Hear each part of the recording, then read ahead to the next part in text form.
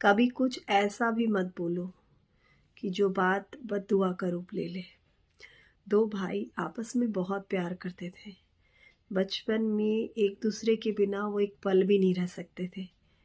धीरे धीरे बड़े हुए, बड़े होने के बाद उनकी शादी हुई, फिर उनकी अपनी अपनी फैमिली हुई, फिर दोनों भाई अलग अलग हो गए। अलग होने के बाद उनमें एक दूसरे के प्रति बहुत नफरत हो गया।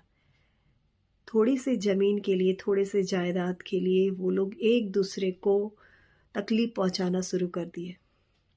एक बार इसी तरह किसी ज़मीन के टुकड़े के लिए उनकी लड़ाई बहुत भयानक होती है। तो लड़ाई होते ही वो बड़ा भाई अपने छोटे भाई से कहता है कि तू आया क्यों उस दुनिया में?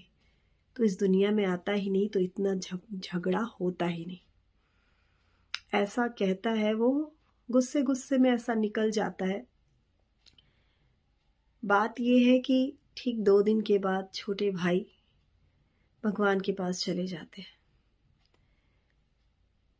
जब छोटा भाई बड़े भाई से दूर हो जाता है तब बड़े भाई को महसूस होता है कि उसने सिर्फ गुस्से में ये बात कहा था कि तू क्यों आया इस दुनिया में, तू नहीं आता तो शायद इतना तकलीफ, इतना लड़ाई झगड़ा होता ही नहीं।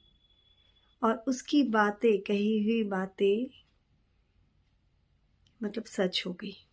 तो कहते हैं ना, कभी कभी हमारे शब्दों में माँ सरस्वती विराजमान होती है, तो कुछ भी ऐसा शब्द ना कहे जो किसी को तकलीफ पहुंचा दे और आपको जीवन भर उसका खामियाजा भुगतना पड़े। इसलिए शब्दों को तोल कर, सोच समझ कर बोले। और ये झूठ नहीं, ये रियल घटना है। बस थोड़ी सी चेंज हो सकती है, लेकिन रियल में ऐसा हुआ है। तो हमेशा शब्दों को सोच समझ कर बोले।